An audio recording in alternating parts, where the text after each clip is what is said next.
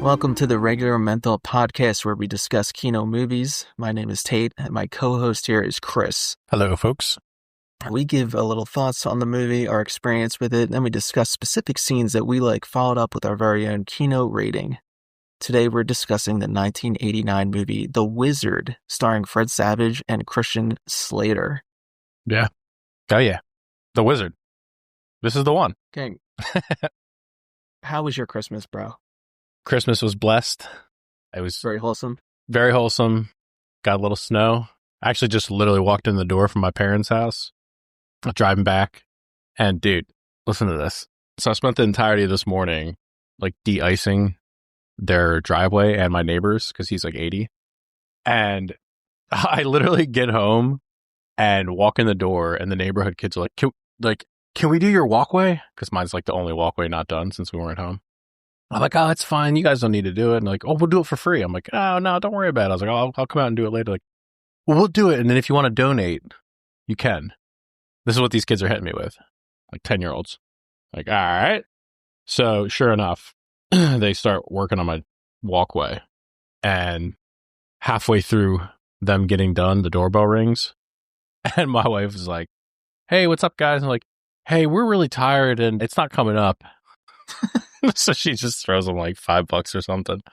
I'm like, unbelievable, dude. I mean, did you have to do your driveway when you were growing up?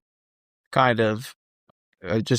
We had shovels. My dad didn't get a snowblower until like 10 years ago. Mm-hmm. No snowblowers. So I never used snowblowers, and I would shovel like a maniac. Yeah.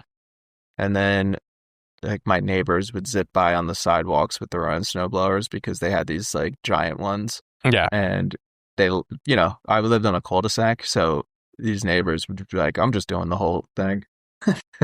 Dude, I mean, I have 3 brothers, so it's like my dad has this army of snow removal guys, and that's all we did.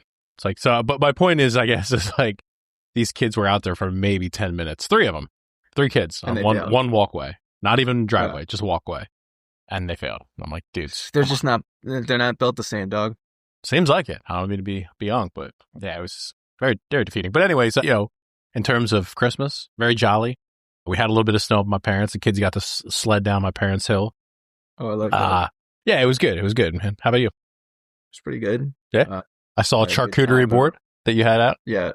We got the official charcuterie board of the 2025 season. Absolutely. Staple. Up on the Instagram. And basically just hung out with Fluffy, hung out with my 2 nephews. Nice. Very nice. based, very wholesome. I love it. Until next year. Let's talk about this movie, though. The Wizard, 1989. Your boy, Fred Savage, Christian Slater. What do you got on this thing? Yeah, Fred Savage decides to break his autistic brother out of a mental hospital to hitchhike across the USA to California in order to play in a video game tournament for $50,000. Along the way, he picks up a tomboy, evades a private detective hired to get him, and confronts the top video gamer of all time. Very nice. Yeah, this is the movie. I mean, personally, this is a, I don't know. Were you familiar with this movie? How many times do you think you watched this in your life? Probably once. Okay. Yeah, I thought so. I'm very familiar with it. Yeah. Because I was really into video games and stuff. But I only watched it. It's not the most popular. It was before my time. Yeah. Okay. Fair enough. Anyway, this movie, the only reason I know about it is a buddy of ours, Venor, who passed away. This was like a personal favorite of his. And yeah, no chance I'm going to watch this if it weren't for him. But this is the movie, one of the plethora of movies he'd bring down to the beach on like a guy's weekend.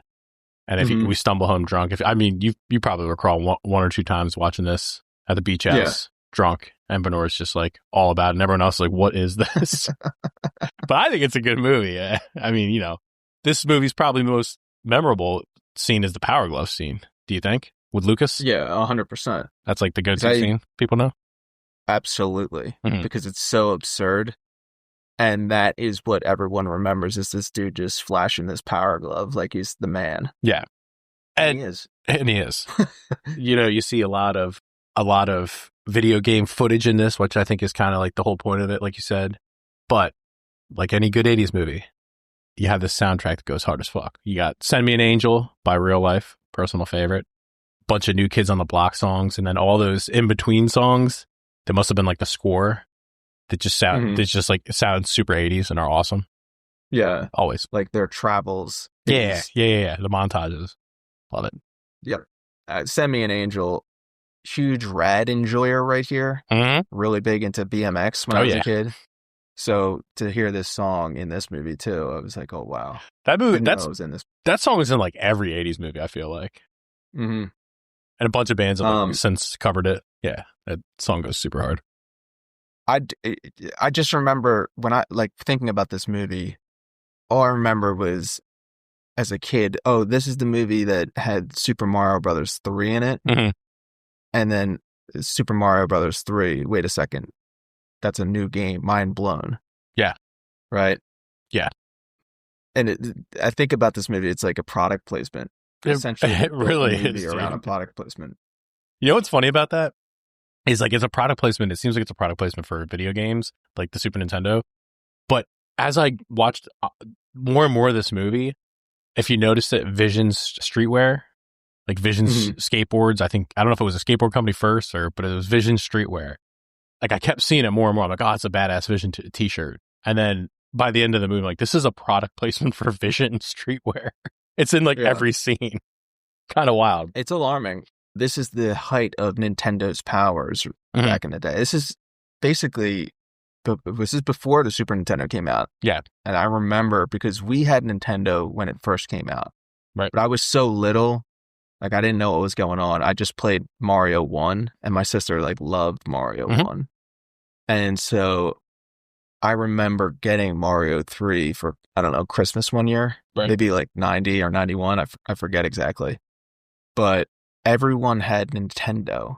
When you're talking about video games, they didn't call it like video games. They called it playing Nintendo. Mm-hmm. Yeah. And everyone had Mario. Mario 3 was basically the game that you got on Nintendo. Mm-hmm. Everyone had it. And this was like the movie that they made to sell the game. Oh, yeah. Which is unbelievable to think about. But that's how powerful Nintendo was back then. Well, I vaguely recall reading something that this was supposed to be the coming out or the revealing of Super Mario 3, but I don't think the timeline matches up for that. I think it was already out when this movie came out. I think it was just trying to push it, though, and market it. Like, this wasn't the first time you saw. It's very possible. Yeah, I could see that. Right. I don't know the specifics of the timeline, but, you know, in the movie, it's like that they're revealing this game. And they're like, oh my God, it's a new game or whatever.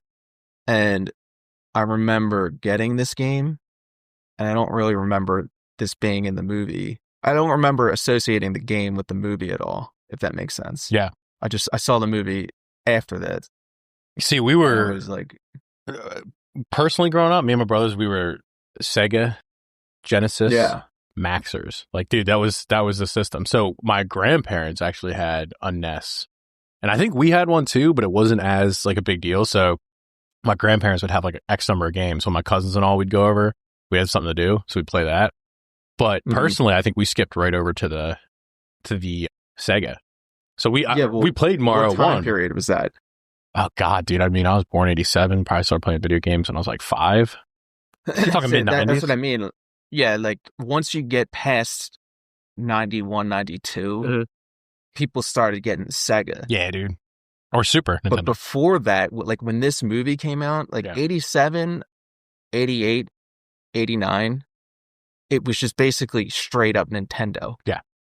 It would be extremely rare if anyone had something else. And it makes sense too because my cousin had Mario 3 on his own personal Nintendo, and like my grandparents had 1, so we would just hack on 1.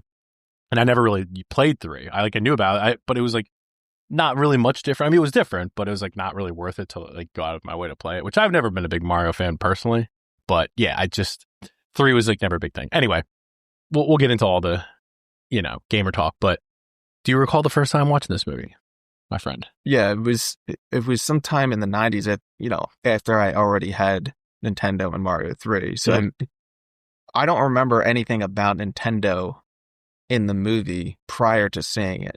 I just knew it was this movie with Fred Savage. And I must have watched this when it was on TV or something, TNT Network or something like that. And when I was a kid and I first saw this, I was extremely confused because Mario 3 was in it. And I was like, well, why would there be a video game tournament where the main game is Mario 3? That doesn't make any sense to me because by the time I saw this movie, you had games like Street Fighter out. Oh, yeah. That would make, way more sense to have a competition because you're playing each other. Like in the movie, they're collecting points as the barometer of who wins the tournament. Yeah. Like, this doesn't make any sense to me as a kid. Dude, did you guys have it's a pretty popular thing, the Blockbuster tournaments growing up? No. Dude. I mean, the only reason I know about that is because of Dr. Disrespect just spamming that he's the 1993 champion or whatever. But that was the thing. Which is fake. That was the thing, dude. My brother was in the tournament.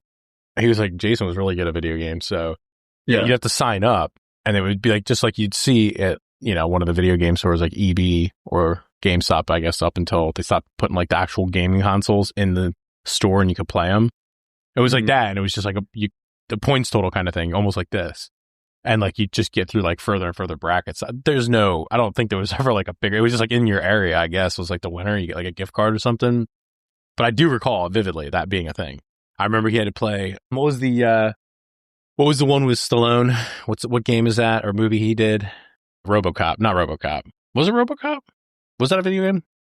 Judge Dredd. That was it. Judge Dredd. Yeah, dude, that was definitely like one of the rounds. He had to play Judge Dredd, and he's like, "Shit, dude, I don't know this game." So he got wrecked because he couldn't beat Judge Dredd.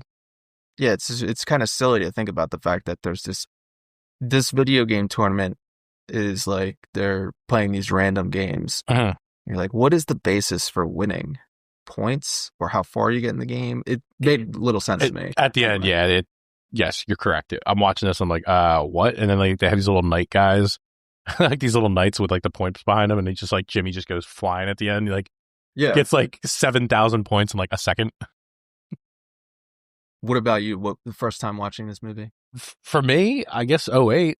This is like I said, it was a Venora movie. Like I'd mentioned, and if we were back then, I was, it's still in college. I'd be going over to Joe and Venora's place, just getting drunk and crashing there, and we're like watching The Wizard. I'm like, dude, what is this? Like I've never heard of this movie before. But he was big into the 80s movies, Rad, all those, Gleaming the Q, which we've already covered. But yeah, I mean, it's like also another thing about this movie is you see all these 80s movies, and it's like I can't name them off the top of my head, but I think tell me if you know this vibe where they're like traveling across I-40, got like I said, like that retro 80s music playing. They're going out west, if you will, like that whole vibe of 80s movies. Is that not as prominent as I think it is? Yeah, and it's a bit confusing because it's true romance. Doesn't make much sense, but maybe there was just my thought process was there's maybe less to do in the 80s. You're not addicted to the internet. So what do? You just go cross country? Yeah. At least that's the ideal. So they show it in movies. You got a literally main character in this movie? Yeah, I mean, I kind of identify with Jimmy. Because, let's say I have the touch of the tism and really good at video games, I guess. Especially the ones in this movie, like Ninja Gaiden. Yeah. Ninja Gaiden that's the game right there. I mean, I guess I would be kind of the Fred Savage character. I got a couple brothers dealing with some autism, so that's confusing because I placed you as a Lucas type character. Lucas Chad. I guess I'm not as good as a gamer as Lucas, but anyway, getting into some fun facts about this thing. Director Todd Holland said that he demanded Universal cut down the length of the shooting script, but they refused. He shot the entire script, which ended up being around 150 minutes.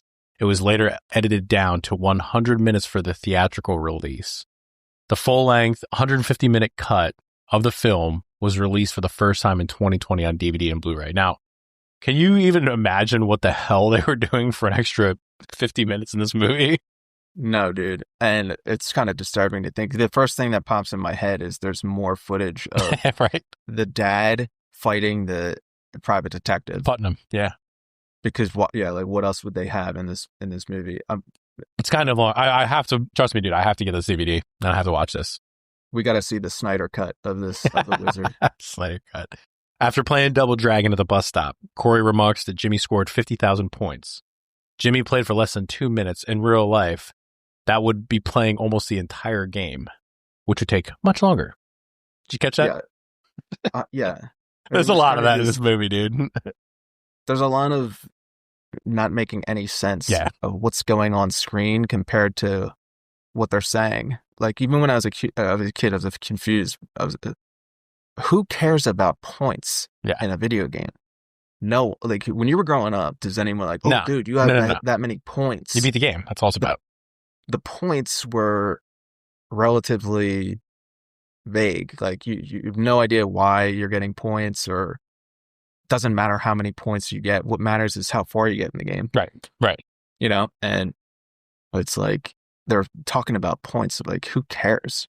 I don't know anyone when I was playing video games as a kid that was like, oh, wow, you have this amount of points. They probably pushed it because at the end of the movie, they had to have Video Armageddon. They had to have some barometer for who's the best. So they had to like lean into the whole point aspect of it. But dude, this definitely reminds me of, if you recall, Barcade down in Philly. Mm-hmm. It's like a bar with an arcade, all the retro games. Yeah. I don't know if you were even there for this, but there was a time, I think it was one of the first times you met Venora, and it's like, this dude just put in a quarter and just walked through Double Dragon. Do you recall this?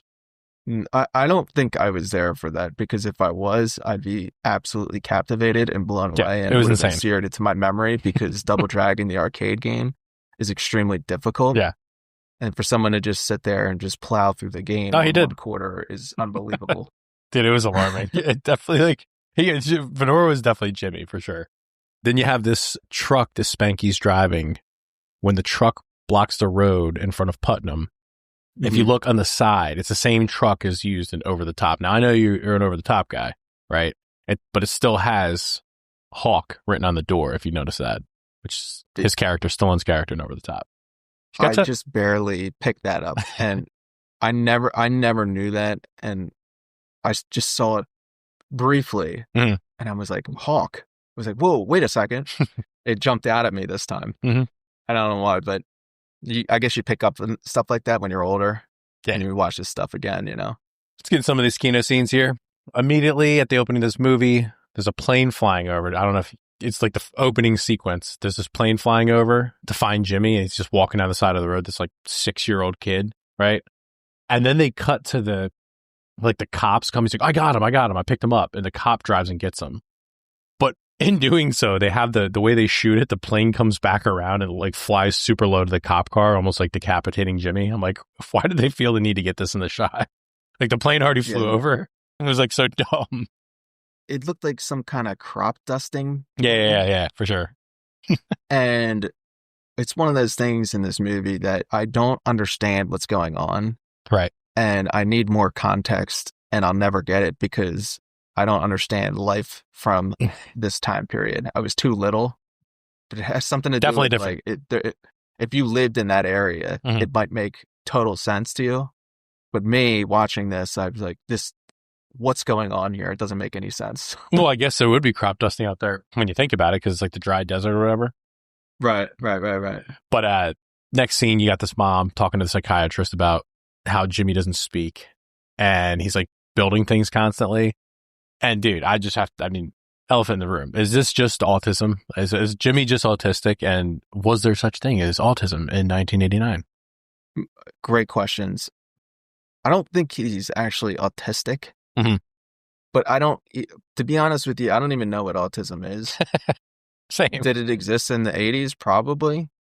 But there seems to be some kind of thing going on where the prevalence of autism rises in the 90s. Yeah. And keeps going up. I don't know if that's just them labeling things differently, so that's why the prevalence of it goes up. Not sure. Because at the end of the movie, he's talking more and being more normal. So, that's a good point. Yeah, I think they try to show that his hang up was his sister, which it gets like real dark, this movie. The sister dying. And like you come to this revelation that, his twin sister died. She drowned, and I think he saw her drown. It's like, it's a little traumatic event in his life. The kid doesn't speak anymore, but he happens to be good at video games. It has something to do with more him boxing up his emotions Yeah. because he's traumatized and doesn't know what to do because he's a little kid. Video games are his outlet. And video games it seems to be his outlet, or he's just a naturally good video game player. And I don't know, it's very strange what's going on here. Because again, maybe autism wasn't as big of a thing in the 80s, Mm-hmm. and they didn't know what was going on. So you're looking at it from 2025 perspective, like, oh, this dude has autism. Yeah. But, well, it seems like it. I mean, given today. So worth pointing out here, Corey, played by Fred Savage, has this Kino drip. Don't know if you caught this. He's got the button-up shirt opened with the Vision streetwear t-shirt. He's got the Vision skateboard. He's got those retro, I wouldn't even be retro at the time, but the headphones with his tape cassette. And it's got like the little metal bar across it with like the, what do you call it? Over the foam over the ears. It's like old school, like pieces of shit. Just the vibe that this kid's rocking. Very powerful. Yeah. And I think I look at this kind of thing. I'm like, what happened to this kind of aesthetic and everything? And I think a major theme when I'm watching this movie is that A, this is a completely different world than what we're living in right now. 100%. B, a lot of the things going on in this movie are because they just didn't have as much things to do. Yeah. So you find things to do. That's a good point. And what sounds weird, what sounds strange in this movie, not necessarily weird with the drip that he's got, but, you know, it's different. So I think they find everything else becomes more colorful in the world when you find things to do. This is facts. No, that's a good take for sure. Because think about it, even when phones were introduced to people's hands. Yeah. iPads for kids. Like I see it all the time. It's like, dude, people are just not present. It's kind they of don't go outside. Literally, that's it. They don't go skateboarding. What are your thoughts on Fred Savage? I mean, my thoughts on Fred Savage, the first thing that pops in my head is he's the guy from the movie The Rules of Attraction. Powerful. With Vanderbeek. Very powerful. They go into a room and Fred Savage is doing heroin through his toes.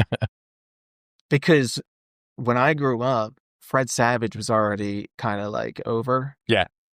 What is that? Wonder Years was the show he did? Yeah, in the 80s. He did the Wonder Years. And that was a decent show. And I only but I didn't watch it because it was before I was mentally cognizant of what was going on around me. And so my older siblings would watch it though, because my older siblings are, they're much older than me. Yeah. So they all knew about this and everything. And so I was vaguely familiar with who Fred Savage was and the Wonder Years and everything.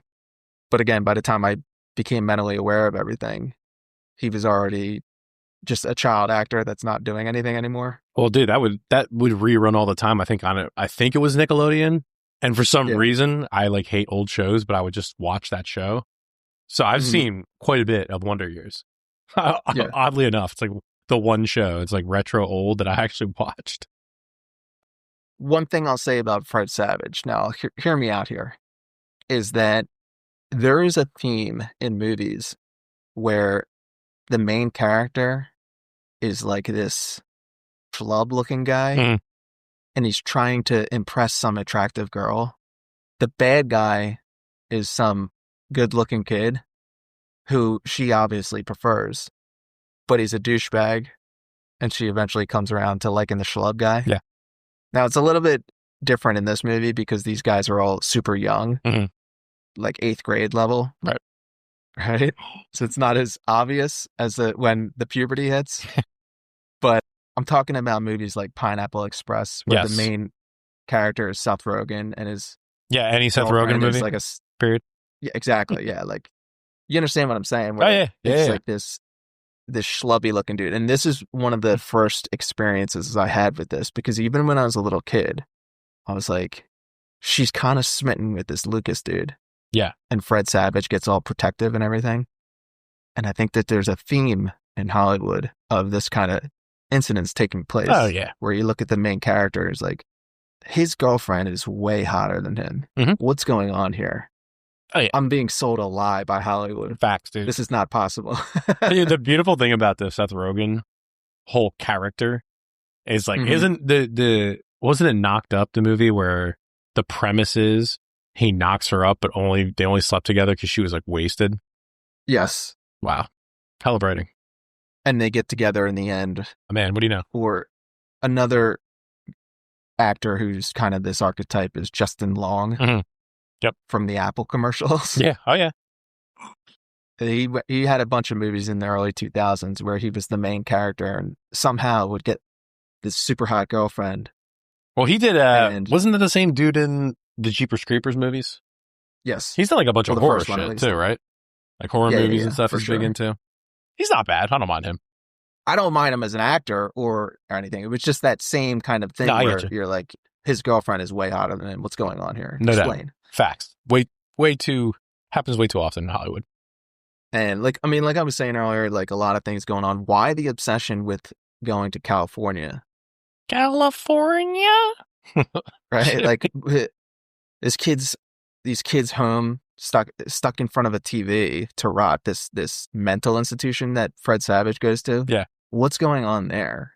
Like, is that what they did to kids who just I think so, dude. the mold? I think so. I think there's like a lot of evidence of that, but I feel like that was like back in like the 50s and 40s that happened with those homes they would put kids in. Sinister shit, man. There's some real bad, dark shit in history. That's super dark when he goes to break his brother out. Oh, yeah. And he's going to these different rooms, and it's this kid that's just sitting in a chair, zombied out, looking at a TV. You're like, whoa, dude, what is happening here? It's something that I don't understand what's happening, because maybe there's some context that I'm missing that was going on in the 80s. Yeah. Like, they didn't have any kind of way of dealing with these kids, so they just stuck them in front of a TV. Yeah. That's crazy. Private detectives whose job it was to get runaway kids. Like, the idea of a private detective and he's going to make so much money if he gets this kid. So he tells the dad, like, stay out of my way. I'm going to be the one to get the best line. Hey, your kid is missing. Just stay out of my way, dude. Right. I need to get paid for your son. Do these titles exist? Do these positions exist? I'm going to specialize in being a private detective to get runaway kids. Like, I don't know if that even exists. I don't think so, dude. I think it was just they leaned into it, just like he's a PI. It fit the script. Because I find it hard to believe, you have the example of the scene with the cops. It's like, yeah, what happens then? This like, hey, I'm a PI. It's just, insane 80s writing. But more alarming than that is you get introduced to Haley, and she's just hanging at this bus stop in this random small town. You find out that her dad's like a, trucker who goes long distance trucking. The mom, I don't know, is she gambling addict in Vegas or something? Mm-hmm, yeah. Is that normal for this, like, I don't know, 8-year-old girl to be hanging around at some truck stop? Well, it's not normal now, but back then, maybe it was more normal, because there seems to be this theme through this movie of kids running away. Yeah. Maybe it was out west, like in between, Vegas and California, Arizona area. I don't know where this exactly takes place, but that was kind of alarming to me. I'm watching this, I'm like, what? Well, think about it. If there's nothing to do at home, she lives in a trailer where there's basically nothing inside. Right. There's, would you be more apt to just run away? Like, let me just explore the world then, because I have nothing here. Mm-hmm. Let me just walk away from the house. They're not watching me. Good parents. Yeah. But, it's like, what do you do as a parent? Do you just constantly watch your kid? I would probably say, yeah, just, be a parent. I don't know, dude. It's kind of scary. And it makes me think, though, how easy was crime in the 80s? Yeah. You could just go anywhere. There wasn't cameras anywhere, dude. Mm-hmm. You could kidnap people. It's like unbelievable to think about. And then it makes me think, well, maybe crime isn't really that prevalent at all. Right. Because all this stuff was going on. And sure, like back in the 80s, there's all these different scandals of different kids getting kidnapped and murdered or whatnot. But how prevalent was it where people weren't worried about it? Good point. Yeah. Alarming to think about. So there's this scene where they introduce this girl, Haley, and she plays against Jimmy in Double Dragon, and he has this look on his face like who the fuck is this trying to beat me in video games? Like, are you kidding me? This is the competition out there? Like you can't. Did you notice that at all? I mean, I didn't catch that. this kid, He's looking down and he's like 7 years old. he's super emotionless, but I noticed there's just like this look on his face, like, yeah, sure, That's just his autism. I'll house this girl for just like all her money. No, not a problem. Also, the next scene with them is he's playing Ninja Gaiden. Oh yeah. Jimmy, it seems, was born in the wrong decade because this kid could grow up to be a speedrunner and make mad money on Twitch, like our friend Arcus. Explain to people the idea of Ninja Gaiden if you don't know. Okay, so me and Chris, we somehow stumbled upon people speedrunning this video game Ninja Gaiden from this movie, being played in the movie, current day. And the idea of a speedrunning is you're trying to go through the game as fast as possible, which makes way more sense as a competition than what they do in this movie. But there's people on Twitch right now that are playing Ninja Gaiden to get through the game as fast as possible and get the world record for the fastest time. More alarming is they're doing like 8-hour streams a day. Yeah. And they're being funded to do so by ad revenue. Yep. It's kind of crazy. Ad revenue and the donations and everything. They're making a career out of playing this game that was in the Wizard to do it as fast as possible. It's kind of alarming, but it makes me think when I'm watching this dude would be an exceptional speedrunner. Yeah. Oh yeah. Yeah. And there's a scene right after that where Putnam, the PI, he mistakenly grabs these two kids from behind. I think they're like looking at the Grand Canyon or something. It looks exactly like Corey and Jimmy from behind. But the one thing that I noticed ends up not being them. But the one thing I noticed was I talked earlier about the Vision streetwear throughout this movie. But this kid's got like this sick jean jacket, a Vision skateboard jean jacket. And the other one's wearing I believe, I couldn't make it out because the film quality, but it was like a Peralta Bones jean jacket with this like sick 80s graphic button up underneath it. Kino overload. It was incredible. Yeah. You don't have to call it that. Absolutely. And I'm getting the idea now that this was your vibe when you were a kid. Oh, dude. This is like this whole, I was born 87, so we were like mid 90s, but it was still kind of that, like the t-shirts you see in this movie. It's hard to even explain them, dude, but that's what we were rocking growing up, me and my brothers. LA Gears, 100% with the shoes. LA Gear. When I was like young. And skateboarding. Before it was, and skateboarding 100%, dude. We were big in skateboarding. But this movie hits that growing up vibe, the style that me and my brothers were into, so. Yeah. And then you cut to Lucas. We introduced Lucas here, and this is the kid. This is the guy, like you mentioned earlier. He's the 80s kid. But again, with the whole Vision thing, he's got this like sick, when he does the Power Glove scene, he's got this like Vision duster jacket. Did you see that thing? Yeah. Pretty awesome. So awesome. His look is pretty immaculate. I mean, it's just impressive to see this cool kind of clothes that these kids are wearing that I wish was still popular because that was me when I was a kid, you know.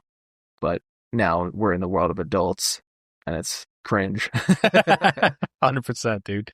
Well, it's funny because they introduced Lucas with this Power Glove scene that's like iconic. And he's like, I love to Power Glove. It's so bad. But if you paid attention when he's actually playing the game, it's like a hypercut or whatever. But he actually is ass at the game. He like keeps running into cars. And I'm like, this is the introduction to this kid who's supposed to be like sick at video games. He kind of blows. Did you catch that? Yeah. This whole movie, like I was saying earlier, is some kind of product placement for Nintendo. The actual Power Glove had to have sucked to use. Like, I never knew anyone that had one. I never saw one in real life. Neither did I. And, like, this is a case for the lure being better than the real thing. Yeah, 100%. Because the power, I mean, as a concept, the Power Glove is awesome. Yes. A glove that you use to control the video game, very cool. But in actual practice, it's way easier to just use a controller. You know? Yes, correct on all accounts, the Power Glove. I don't think I ever saw one in real life. You know what was big when I was growing up? You were growing up too, but Game Genie. Do you remember that? Yeah. Dude, Game Genie was I do. so hard. That was like Game cheat codes Genie, before cheat codes were a thing.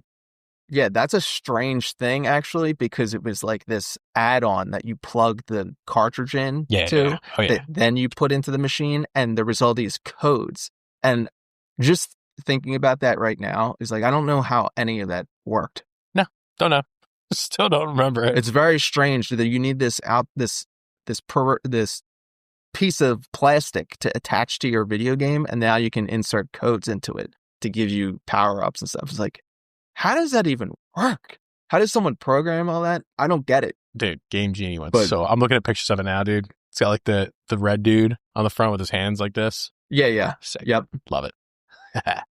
To your point, him playing, what was it? Rad Racer? Mm-hmm. And he's not that good at it. If you watch the people playing the games, what's going on screen, none of them are any good. No, like, not at all. Me as a 42-year-old, I would crush all these people. Are you talking about in video games? Video Armageddon? The three of them are like facing off, and they keep dying in like the most degenerate ways possible. Yeah, like you're watching them play Mario 3, and you're like, what are they doing? I'm imagining a scenario where there's Video Armageddon, and it's Lucas, this girl, this little kid, and then there's a fourth contestant, a 40-year-old me. And I'm playing them, and I'm just destroying them. I'm like laughing at these little kids. Ha ha ha. Now I get $50,000. You dumb kids. Dude, you would like, where was the cutoff? Was there an age cutoff for this? Because you would think that there'd be some gamers that would probably get in on it. Damn near. Yeah. I'm gonna, if I could go back in time, just playing these video games, and I just house these little kids. Just play Video Armageddon every year. 50 grand. Well, 50 grand back in 87. I mean, you're talking probably like 100 grand now. Oh yeah. Yeah. I'll take 50 grand. But you'd take 100 grand. I'll take 50. That would be your I'll take 50 grand right now, dog. Like, you can. I just want to point out too that this movie is actually kind of wild for this specific scene where he says about the power glove. Yeah. It's so bad. And this, let's just call it what it is. This Stacy here sees this Chad using the power glove, immediately in love with him. They specifically have a scene where it cuts back to Haley, and her eyes are like, I'm in love with this guy. Lucas? Yeah. Oh, yeah. And Corey gets mobbed so hard that immediately goes into crisis mode. He's like, hey, you get your damn hands off her. Like George McFly. Hey, you. Yeah, I'm like, whoa, get your dude. damn hands off her. And I'm like, this is kind of just social dynamics yeah. in play that everyone's watching this can understand. Mm-hmm. And we're talking about a little kid's movie. Yeah. I'm like, wow, this is crazy. Dude, they had this scene too after that where, I don't know if you saw this, the dad, it's Christian Slater is playing. I guess he's not really like a gamer. I guess he has the age cutoff where you're not supposed to be like an 18-year-old or older. You're not supposed to play video games because he like clearly doesn't, in the movie at least, play video games. But then him and the dad are traveling, right? So Christian Slater falls asleep and the dad's up playing video games all night. And what's he playing but the original Ninja Turtles? I mean, this is like a top 10, if you would agree, difficult Nintendo game all time. Would you agree with that? Yeah. What an introduction to the dad.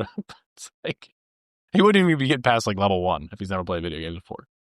He's never even he doesn't even understand what video games are. Right. And he immediately gets addicted to video games after just playing this Turtles game. And I think to myself, is this why I'm fucked up in life?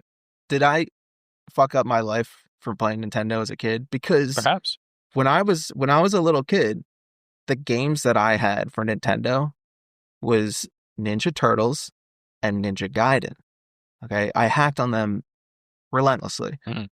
I never beat them as a kid, and only when I went back and played them again in my 20s, right, did I actually beat these games. But I was like, this is early onset nihilism for me, because I was like, there's no chance of me beating these games. I'm gonna just keep plowing ahead and trying to beat them, but I can't beat. Like, I'm a little kid and I'm getting farther than everyone else, but it's so difficult that there's a point where I can't get past.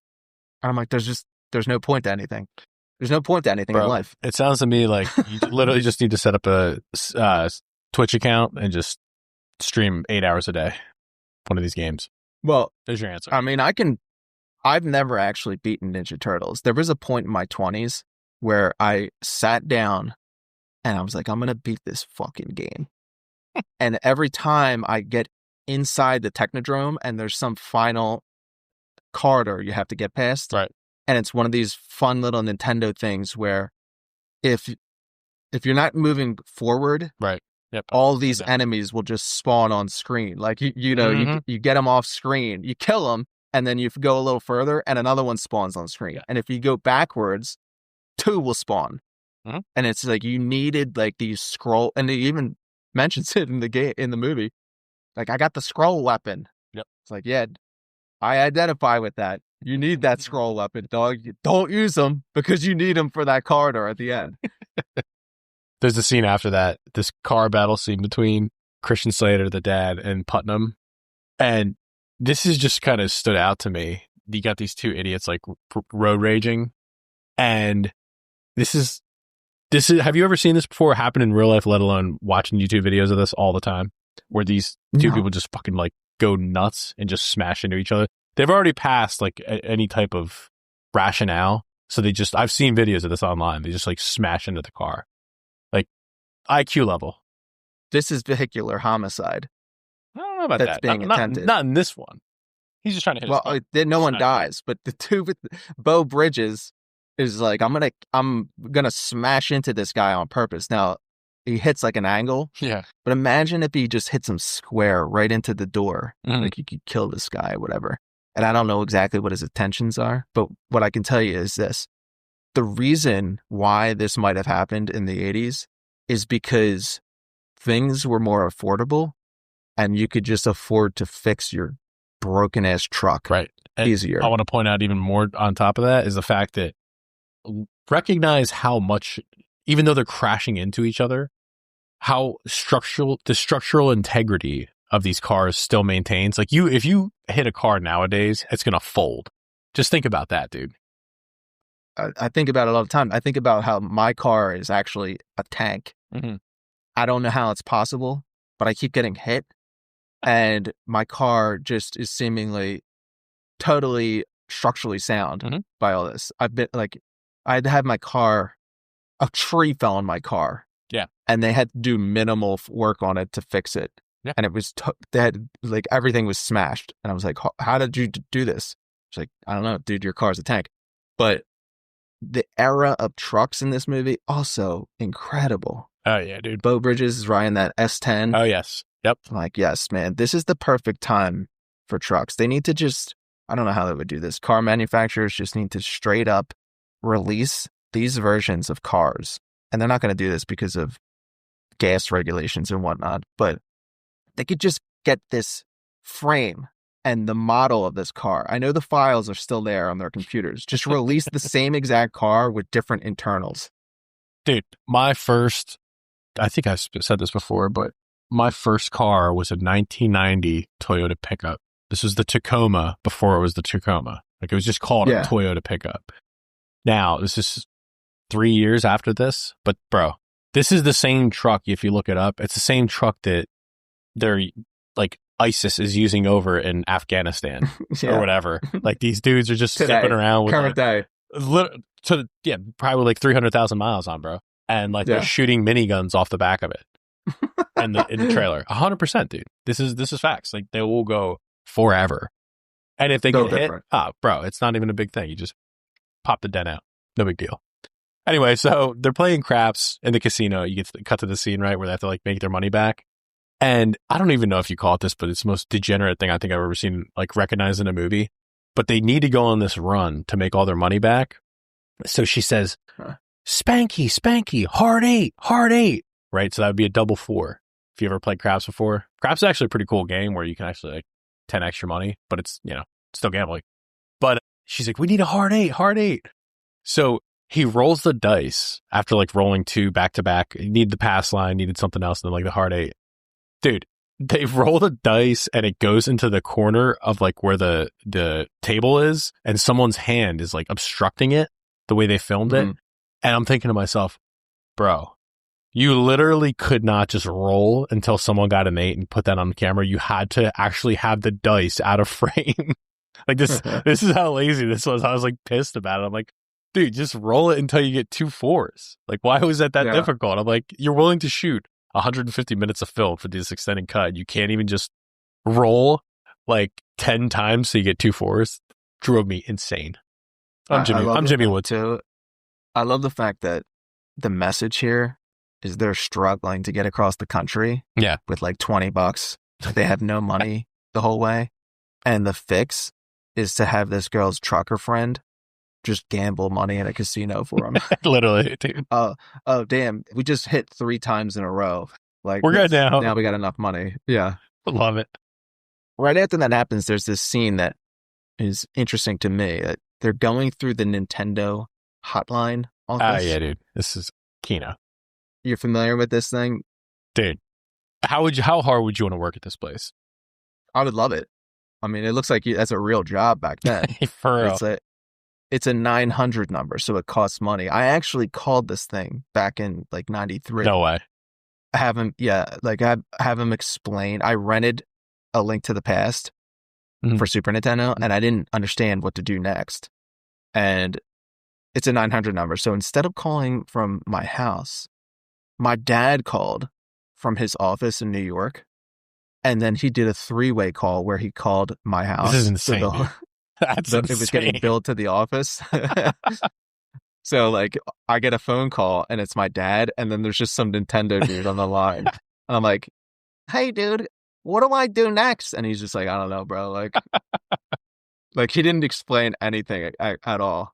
And I was like, all right. Dude, I didn't even know that existed. Memory. I didn't even know that thing existed. Dude, you explaining that now and me watching that movie, I'm like, I didn't even know that that's an actual thing you call up and people have booklets explaining this to you. I thought it was just for the movie. Yeah. Because when we were growing up, you just had to like do the next thing and just keep trying something. Or talk to someone about it in school who has like the same game.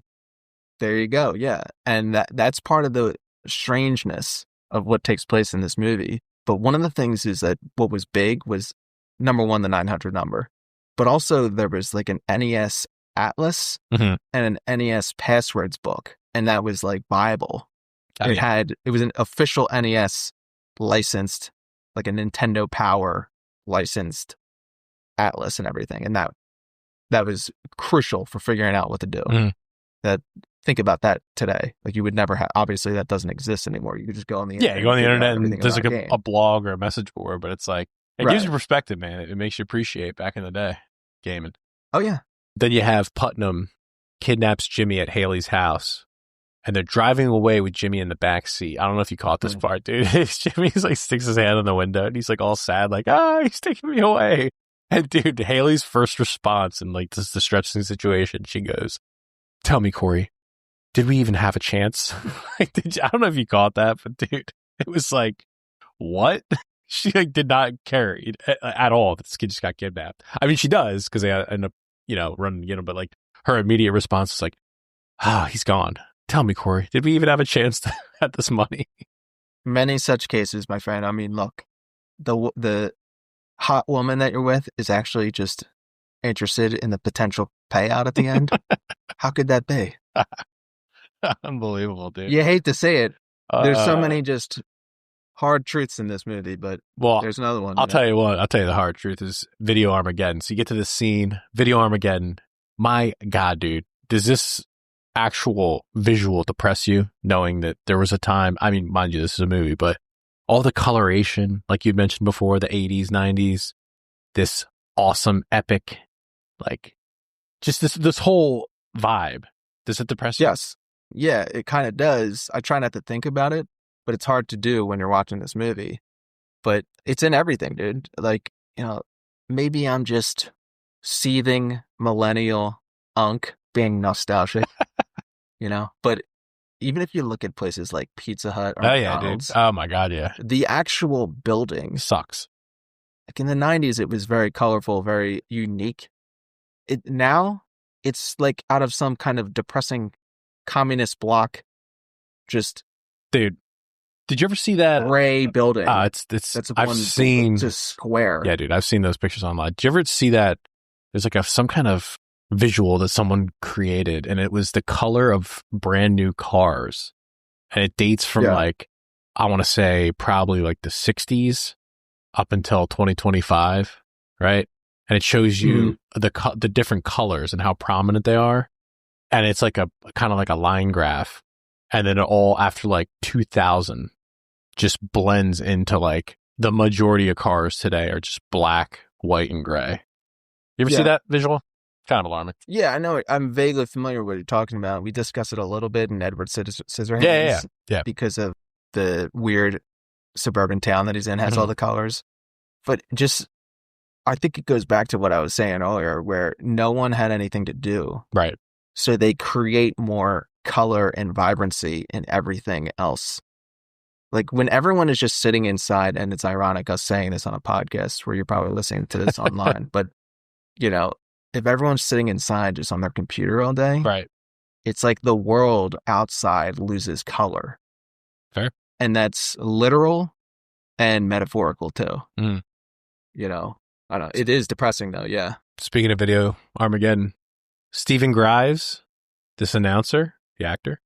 This is my hero actor of the movie. I don't know yours personally, but this dude is like straight up sweating when he's announcing this contest. It's like, I have to imagine that they just shot this thing and they were like, yeah, dude, just go Super Saiyan, bro. Like, we got you. Like, yeah. This dude's voice is incredible. Yeah. A guy God created him to be some kind of announcer. And he gets so amped up about video Armageddon. Gimme, Jimmy Woods. Yeah, he's like a little upset that Jimmy's not there. Legit. I don't have 3 contestants. I have 2. He's legit worried about the fate of this young man. Like, why are you not in the championship? What are we going to do? This is not going to be good. This is for $50,000. Another thing I wanted to point out was, I don't know if you call it right after that, before the final. It's like Lucas's gang's on the stairs. Kind of like a little Easter egg, I guess. You have a 12-year-old Tobey Maguire with a sick mullet. Did you catch that? Even upon viewing it now, I didn't catch it. Go back and watch it. Just Google Tobey Maguire. I think he's uncredited, but it's kind of, he's got this like sick mullet. Doesn't have any lines. He's just like one of Lucas's cronies. He's just kind of like smiling on this step when they're like talking shit. But yeah, go back and look. It's like Tobey Maguire. 12-year-old Tobey Maguire looks like current day Tobey Maguire. So it's kind of the same thing. He just has a mullet. So go back there. Check that one out. But another thing that at the end here, the stepdad, right? The vibe of the stepdad. He's just kind of, they're chasing after him, Putnam and Jimmy, trying to get him back. And I'm like, this guy's never really fully invested in getting Jimmy back. Did you catch that vibe from the stepdad? 100%. He couldn't have been casted better. The guy is perfectly suited to be this uncaring stepdad who's only going through the motions because it's his wife's kid, and he doesn't give a shit. And the best part of where this takes place, where it became absolutely true for me, was when they catch up with Putnam outside the video Armageddon, and he's freaking out because it's like, oh, now the parents are here. I won't get paid if I don't grab them. Mm-hmm. And the stepdad is just drinking a soda, just kind of smiling about the whole situation and not caring at all. And I'm like, dude, this kid, this guy's wife, her kid just went across the whole United States. He has autism. He is not suited to be just out there by himself. Like, this is a real dangerous situation we're talking about. This guy just rolls up. He's just smiling, got a tucked in polo shirt on, just perfectly casted. I'll be honest with you, man. Speaking of the parents, it's like they kind of suck when you think about it. Throughout this movie, the mom seems to me like at the end scene there, and I'm skipping a little bit ahead, but it's like at the end scene, you see the parents and all the kids are face to face, and they finally realize that all he was trying to do going to California was going to this like dinosaur museum thing or memorial. Mm-hmm. Like the last memory he had with his sister.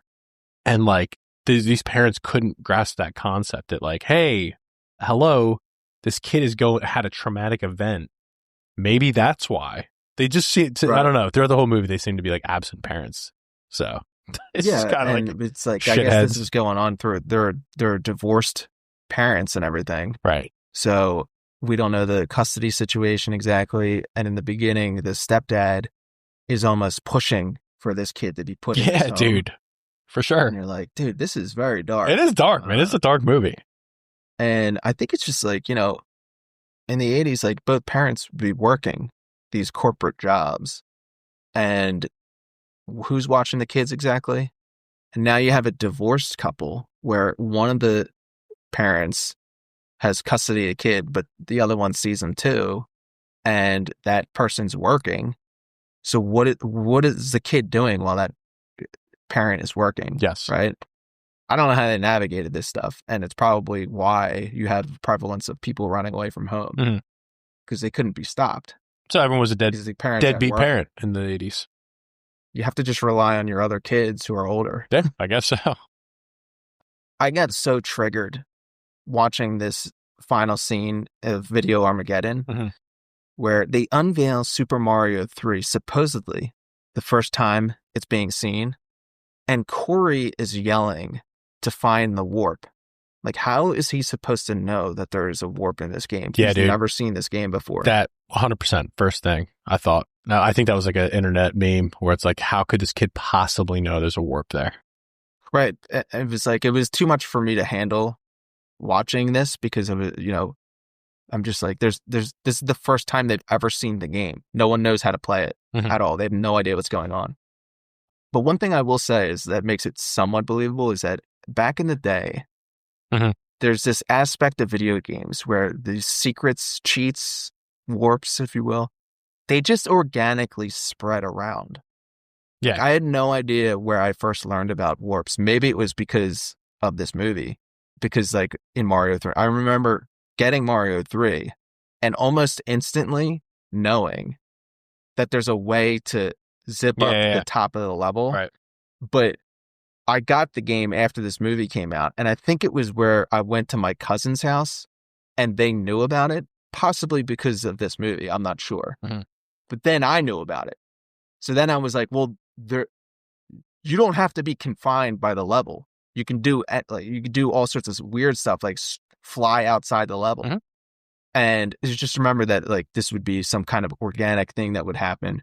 Exactly. We only knew about it because my cousin. They was like, "Oh, dude, you can do this thing where you fly out, and you can teleport." It's like the warp thing. But then how would they know, right? Like, how did your cousin pass? Dude, it was game of telephone. It's like kids at school are like, "Hey, yo, you can do this on this level." It's like, yeah, 100%. And then I'm like, the whole point of this movie must be them showing off the warp, because in this final scene, they're both yelling about it. Both Corey and Haley constantly yelling about the warp. Get the warp! And in Mario 3, what you would do is you would get at the end of the level, there'd be like some prize that you could use on the map screen. Yeah. And what he does is he flies up on top of the level and you get this thing in the flute. And you can use that on the map screen to go to a further map. And how does she know what the flute does? Again, how do these people know this stuff? I don't know. But then I'm like, is Nintendo making this movie just to market Mario 3, but specifically also to get this idea of a warp in the game out to the people? Oh, yeah. That's possible. Oh, there's this mysterious thing in this game that you can do. Very possible. And another thing that's triggering to me, though, is that it's a big part of the plot. Like, oh, he gets the warp, so he goes to World 4. I'm like, it has no impact whatsoever on who wins. It's true. Whether you warp ahead or not, because they're going Lucas by points. Is still ahead of him. Yeah, I'm like, it totally didn't matter at all that he warped. Unless Lucas still ahead in points. Well, unless you get more points in that fourth world, it's possible. Maybe. Or I don't think sixth world or fourth, but yeah, to your point, yes, it's kind of it doesn't make sense. It seems like he goes ahead on points when he gets the third star at the end, because at Mario 3, yeah, it's like do this thing at the end where you jump up and get, and it was like that's what won him the game, was that he got the third star, and I'm like, wait a second, the warp hole thing had nothing to do with anything. Like, no, it was Nintendo was marketing, selling more cartridges. That's all they're doing. That's it. All right, so Kino rating, what do you got on this thing? Yeah, I mean, I give this movie a 7. Like on paper, it's basically an advertisement for Nintendo, but what they end up doing is adding actual dramatic things like divorce, childhood death trauma, Oh yeah, and your first love. yeah, no, true. And the movie winds up being more than what it is on paper, I feel like. I give this a 7.6. Like I said, this is kind of a tribute episode to our buddy Benoit who passed away, but I still think it's a good movie. It's a fun movie, man. I mean, Christian Slater's on board. Fred Savage is on board. Like I said, awesome soundtrack. It gets real dark, hits you in the feels with this whole thing of like Jimmy's character and losing his sister. Like you said about the whole deal with parenting, dealing with kids. Christian Slater is kind of educating his dad throughout the whole movie. Like, dude, like, what's your deal, bro? Like, we're a family, right? So I think it's obviously being a gamer. It's like, okay, this definitely sells you on the whole gaming piece of it. But yeah, dude, I think it's just like a fun 80s vibe movie that I think hits, nail on the head with all it does. It's not trying to reinvent the wheel, but it's a fun movie. So if you haven't seen it, folks, go out and watch The Wizard. It's a good one. Okay, next week we have a star-studded cast in the movie that we're doing called Smoking Aces. Ooh, yeah, man. That's very exciting stuff. One of my favorite scenes of all time. We'll get to it next week. Till then, catch you on the next one.